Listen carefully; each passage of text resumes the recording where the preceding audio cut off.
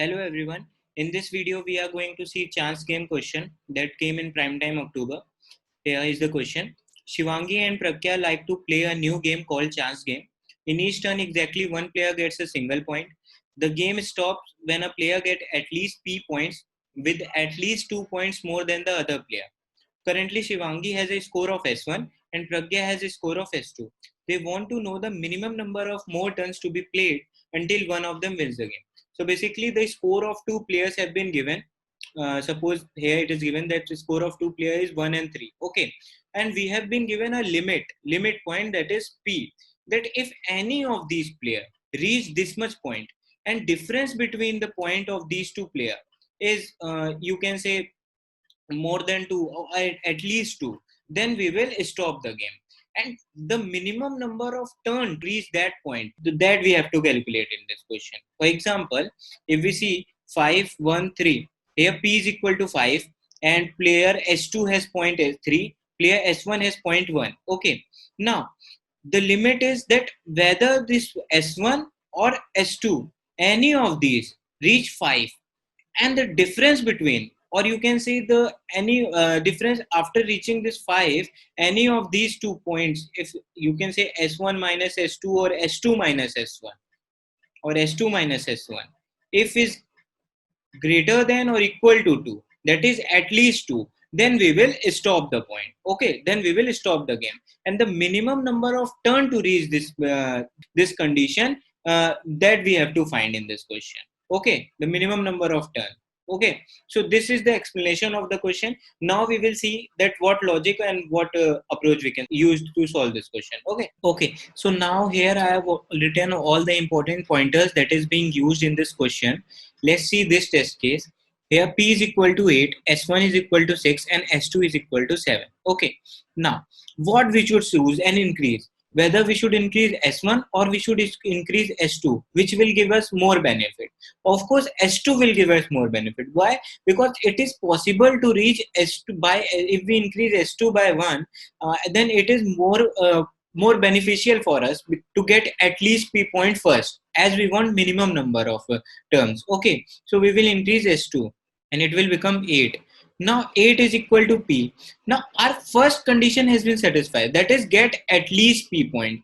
Our first condition has been satisfied. What is second condition? Second condition, the difference between the point, both point of player, so between points of both player is at least 2. Let's check it. S2 minus S1. What is the difference? 8 minus 6 is equal to 2. It is greater than or equal to 2. Yes. So we have reached our both condition. And how many cases, how many operation we have done? We have increased only one time. So only one operation and it will be our answer. So this is the case. This is the general case, a normal case. Now what will be the case when P is equal to 6 and S1 is equal to 9 and S2 is equal to 4? Okay, then you can say that P is already reached, that at least P, that this condition that get at least P points is already there. Already we have satisfied one condition, and difference between two players, that is S2 minus S1 or S1 minus S2, 9 minus 4 is equal to 5, that is greater than equal to 2. So you can say that difference is also is being satisfied and it is at least P. So we will perform zero operation in this case. We will perform zero operation in this case. Now what happens when P is equal to 6, S1 is equal to 9 and S2 is equal to 8?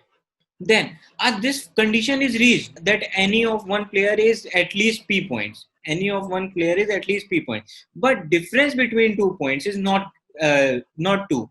S1 minus S2 is not 2. It is 1. Is it greater than equal to 2? No. So this, how to satisfy this condition? Now what we should increase? We should increase S1 or we should increase S2? Obviously we should increase S1 because it is greater than S2. So we will always increase the value which is greater. That will give us more benefit. That will give us minimum number of the probability of getting the difference greater than equal to 2 will be greater if we select the maximum number. Okay, and it keep on increasing it. Okay, so we will increase S1 plus 1, then 10 minus 8 greater than equal to 2. Yes, it is. So how many operation we have performed? We have performed one operation. So this was some edge cases when p is smaller. When p is smaller, now what will be when p is greater? When p is greater, suppose p is 10 and s1 is equal to 9 and s2 is equal to 8. Now s1 has become, we will perform one operation. We will pick the maximum element and we will perform one. We will add 1 to it. It is 10. Now it is equal to p. The first condition has been satisfied. And 10 minus 8 is equal to 2. That is s1 minus s2 is equal to 2.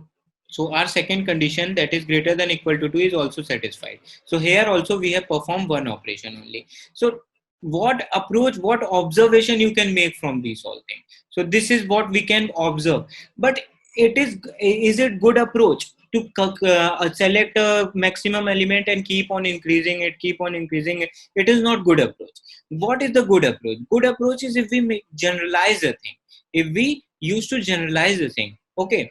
So what will be the good approach? Good approach will be if we have to make, suppose it is p is equal to 10 and s1 is equal to 9 and s2 is equal to 9, and we have to make this s1 is equal, we will select max. As they both are equal, so we can select anyone. We have selected s1. We have to make this s1 is equal to p. So how many operation we have to perform? We have to only perform p minus s1. This is the operation that we have to perform. Okay, this operation that we will perform. So this, we will store it. P minus s1, that is 10 minus 9 is equal to 1. One operation is needed to change it to 10, to change it to p. But if it is if s1 is equal to 10, that is equal to p, is it difference between the 10 minus 9, that is your s1 minus s2, is equal to 1, that is greater than equal to 2? No, this condition is not reached. So to achieve this condition, what we should do? To achieve this condition, what we should do?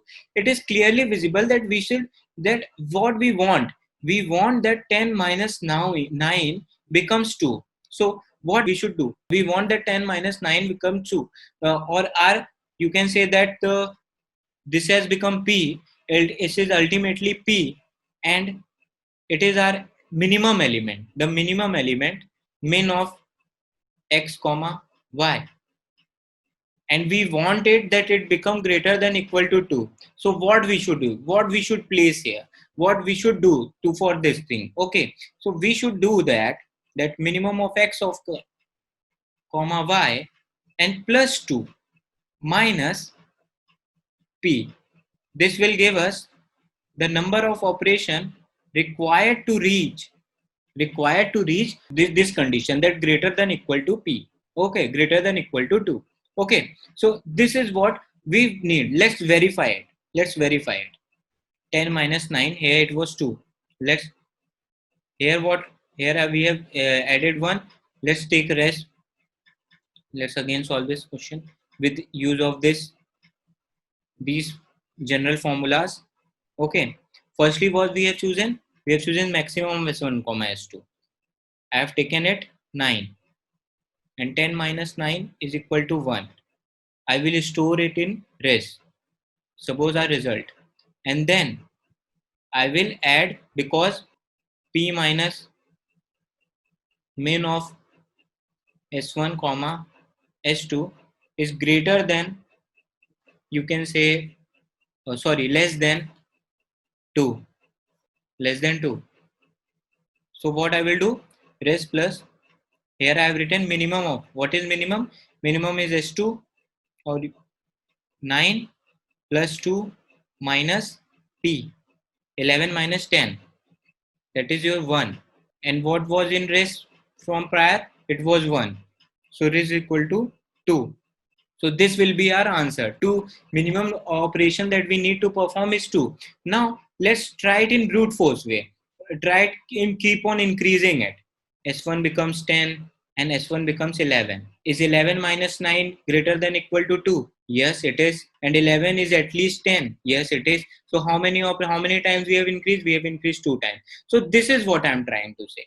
That this is the general formula that we can use. If P minus, you can say that if maximum of S1 comma S2 minus minimum of s1 comma s2 is less than 2, then you can say that we can use this formula. Okay, by mistake I have written a max s1 comma s2 minus p. It will be p minus max s1 comma s2. Okay, this is correct. Okay, now let's see the implementation. So this is the implementation here. Here firstly I am taking the test cases, then I am taking the p, that is the limit, and s1 and s2. And here in D I am storing the maximum of s1 comma s2. In E I am storing the minimum of s1 comma s2. Initially I am initializing the result with 0, and if D is less than p, then only we will do this p minus D. Okay, if D is less than p, and after, this is the number of operation. This thing is number of operation. You can see that it is the number of operation to reach p, and here I am converting D to P. Okay, now here D minus P, if it is less than 2, then I will perform the general formula approach that I have told you here, that I have told you in the earlier part of the video. Okay, at last we will print the result. So this was the whole code. Let's submit and check it whether it is getting accepted or not. This was the whole code for this question, this chance game. It was the basically observation question. As it is, you can see that it is getting accepted. Okay, thank you for watching.